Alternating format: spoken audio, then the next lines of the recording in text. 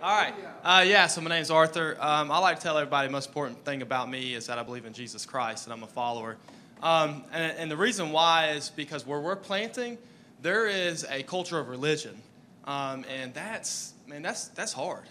That's hard. And so what really drawed me and my wife to plant this church is we really felt discontentment where we were at. But when I got saved, we were actually at college doing our undergrad degree in Western Carolina University.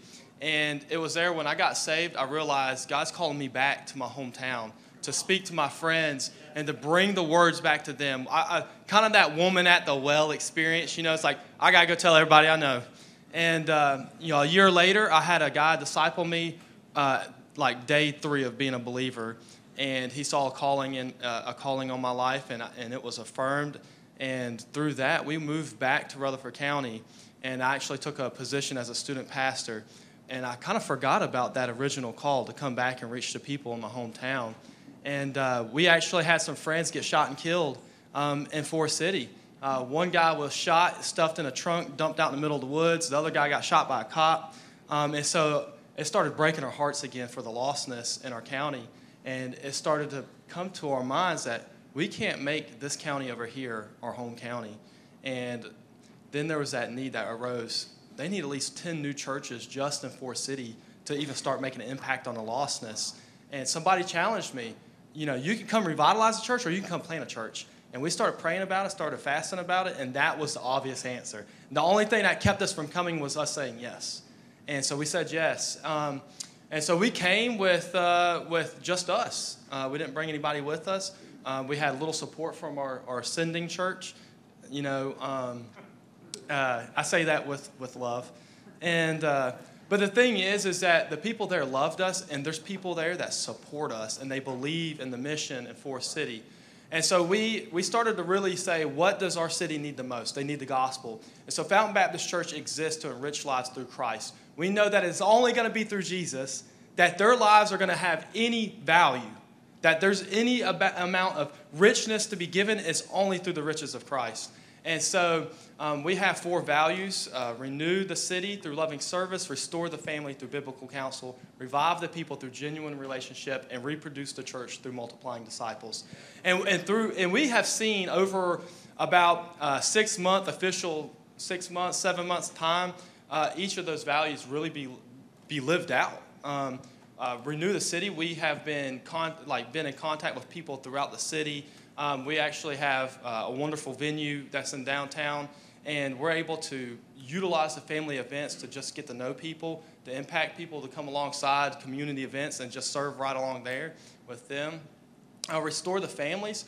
We're actually getting into the hardest areas of our city where people are living in motels that cost $900 a month, but they are ran down, got fentanyl dealers in them. People are overdosing on heroin, fentanyl. You got 40, 50 kids living in a motel system where there's needles on the ground, things like that. And so we're able to come in there and start discipling young families that have 2, 3 kids, but they also smoke meth with their kids laid on the bed.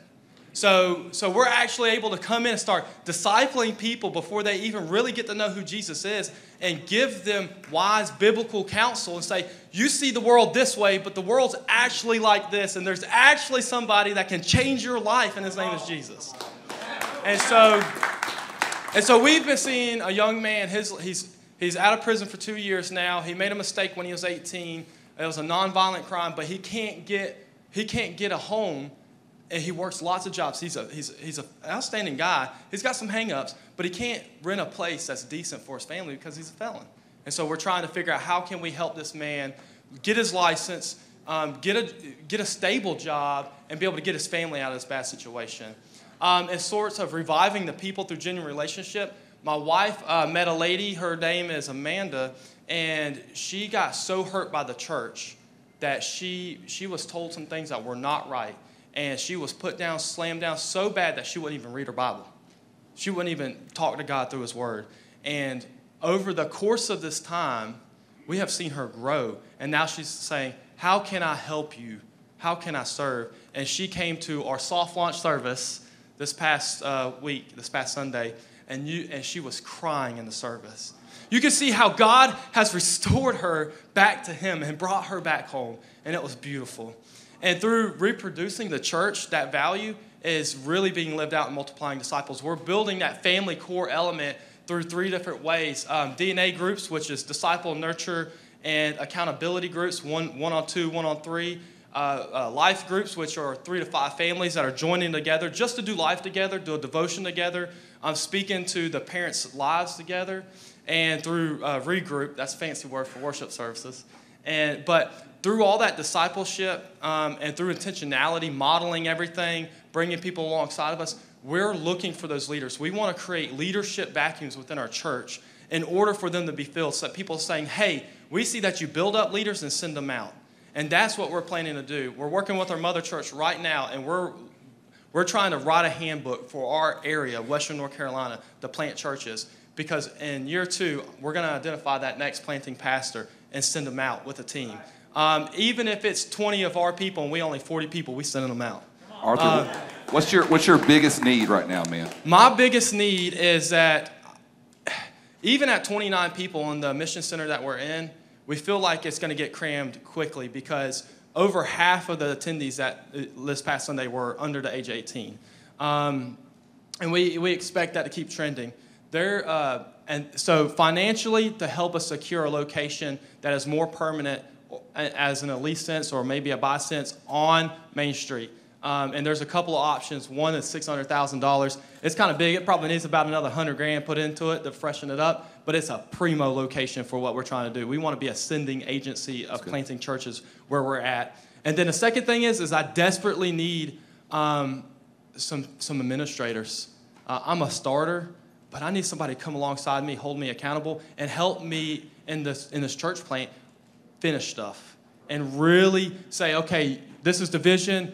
Okay, you said that. These are the needs. Let's get them together. These are the people to kind of get around. I'm very much I wouldn't say a hype guy, but I'm passionate. I'm passionate. Let's give it up for Arthur, you guys.